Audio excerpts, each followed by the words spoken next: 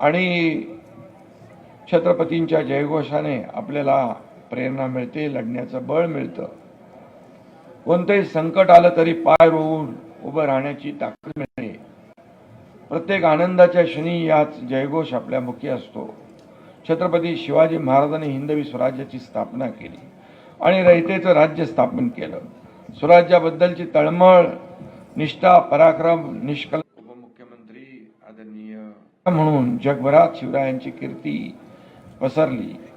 आज राज्यकर्ते ज्या विकासाच्या आणि लोककल्याणाच्या योजनांचा विचार करतात त्याचा विचार शिवाजी महाराजांनी 350-400 वर्षापूर्वी केला. अर्थव्यवस्थापन, पायाभूत सुविधांची उभारणी, जलव्यवस्थापन, पर्यावरण, शहर नियोजन या गोष्टी आपल्याला आज महत्त्वाच्या वाटतात. महाराजांनी 400 वर्षापूर्वी स्वराज्यात त्या अंमलात आणल्या होत्या. एखाद्या मोहिमेतून आर्थिक फायदा झाला की शिवाजी महाराज लगेच नवीन किल्ला बांधायला घेत होते. स्वराज्याची आर्थिक घडी बळकट करण्यासाठी त्यांनी अनेक निर्णय घेतले. शिवराय अर्थतज्ञही होते. त्यांनी शिवराई ही चलन व्यवस्था त्या काळात निर्माण केली. स्वराज्यात अनेक ठिकाणी नद्या आणि कालवे अडवून महाराजांनी छोटी मोठी धरणं बांधली. वाहतुकीसाठी घाट रस्ते बांधले. आता मगाशी तुम्ही इथं मागणी केलेली आहे, मुख्यमंत्र्यांनी ते गांभीर्याने घेतलेलं आहे. तुमच्या 7 मागण्या. धरणं बांधली, महाराजांनी शेतकऱ्यांना सैनिक केलं, त्यांच्या हाती शस्त्र दिली. हे मावळे दसऱ्याला सीमोल्लंघन करून मुलुकगिरीला बाहेर पडत आणि अक्षय तृतीयेला परत येऊन शेतीच्या कामाला लागत. शेतकऱ्यांच्या भाजीच्या देठालाही हात लागता कामा नये असे सांगणाऱ्या शिवरायांचे शेतकऱ्यांवर जीवापाड प्रेम होतं. आणि म्हणून आपणही शेतकरी आपला अन्नदाता आहे, बळीराजा आपला मायबाप आहे, अशाच प्रकारे त्यांच्याकडे पाहतो. शिवरायांच्या गनिमी काव्याचे धडे तर जगातील अनेक देशांकडून गिरवले जात आहेत. दिल्लीतल्या JNUमध्ये देखील त्यांच्या युद्धनीतीवरचा अभ्यासक्रम सुरू होतोय. महाराजांचे युद्ध कौशल्य, त्यांना भूगोलाची असलेली जाण, भविष्याचा वेध घेणारी दूरदृष्टी याची कल्पना आपल्याला किल्ल्यावरून येते.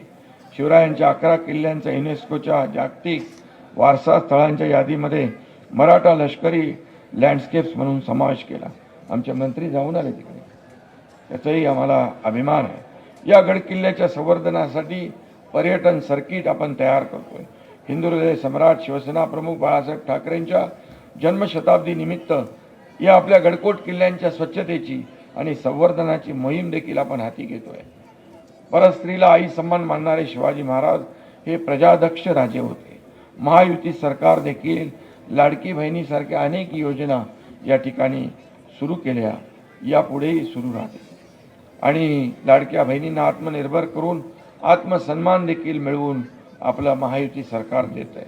महाराजांची जन्मभूमी असलेल्या शिवनेरी व सभोवतालच्या जुन्नर भागाचा विकास करण्यासंदर्भात देखील आपलं सरकार प्राथमिकता देणार. जुन्नर तालुक्यामधल्या बाकी सगळ्या ज्या काही मागण्या आहेत आपले शरद भाऊंनी इथं मांडलेल्या आहेत, मी त्याचा उल्लेख करणार नाही, परंतु या आवश्यक आहेत, हे आपल्याला करणं गरजेचं आहे. आणि म्हणूनच महाराज रयतेचे राजे होते. त्यांना स्वराज्याची म्हणजे सगळ्यांना स्व म्हणजे आपलं वाटेल असं राज्याची स्थापना करायची होती. आणि म्हणून स्वदेशी आणि आत्मनिर्भरता ही महाराजांच्या नीतीमधली महत्त्वाची धोरणं होती. त्यातून शिवरायांनी आरमाराची निर्मिती केली. आदरणीय देशाचे प्रधानमंत्री नरेंद्र मोदीजी यांनी आत्मनिर्भरतेचा मंत्र दिला. विकसित भारताचं स्वप्न साकारण्यासाठी तोच मंत्र उपयुक्त ठरेल. खरं म्हणजे मोदीजी देखील शिवाजी महाराजांचे निस्सीम भक्त आहेत. त्यांनी देखील नेव्हीच्या ध्वजावर छत्रपती शिवाजी महाराजांना त्या ठिकाणी मानाचं स्थान दिलं. आणि म्हणून शिवरायांच्या आदर्शाने प्रेरित होऊन आपण पुढची वाटचाल करतोय. जगातील बलाढ्य शक्तींना देखील नमवण्याचा पराक्रम आज भारत करतोय. विकसित भारताच्या निर्मितीसाठी, भारताला महासत्ता करण्यासाठी शिवरायांचा विचार हा प्रेरणादायी आणि मार्गदर्शक ठरेल. कारण छत्रपती शिवाजी महाराज काळाच्या पुढे विचार करणारे, प्रजाहितदक्ष, जनकल्याणकारी, हिंदवी स्वराज्य संस्थापक, युगपुरुष होते, स्वराज्याची निर्मिती होते. आणि म्हणून त्यांनी मराठी माणसाची हिंदुत्वाची महासत्ता उभी केली. म्हणूनच आपण छत्रपती शिवरायांना जाणता राजा म्हणतो. आदर्श राजा कसा असावा याचा वस्तुपाठ महाराजांनी आखून दिलेला आहे. महाराजांनी दाखवून दिलेल्या आदर्श वाटेने आपलं सरकार देखील गेले 3.5 वर्ष काम करत आहे. आणि म्हणून शिवाजी महाराजांचा विचार आत्मसात करून त्यांच्या स्वप्नातला बलशाली, सुरक्षित आणि स्वाभिमानी महाराष्ट्र घडवण्यासाठी आपण सगळे एकत्र काम करूया. आणि आपण सगळे शिवरायांचे मावळे आहोत. आणि म्हणूनच छत्रपती शिवाजी महाराजांचा एक तरी गुण प्रत्येकाने अंगीकारला तर खरं म्हणजे खऱ्या अर्थाने एक आदर्श महाराष्ट्र घडल्याशिवाय राहणार नाही, अशा प्रकारचा विश्वास मी या ठिकाणी व्यक्त करतो. आणि पुन्हा एकदा मी छत्रपती शिवरायांना त्रिवार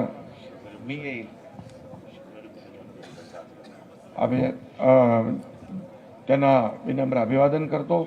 आज शिवनेरी भूषणसारखे अनेक उपक्रम देखील या ठिकाणी झाले. ज्यांनी विविध क्षेत्रात चांगलं काम केलं त्यांचंही मनापासून अभिनंदन करतो. आणि पुन्हा एकदा छत्रपती शिवरायांना मानाचा मुजरा करतो. धन्यवाद. जय हिंद, जय महाराष्ट्र, जय शिवराय.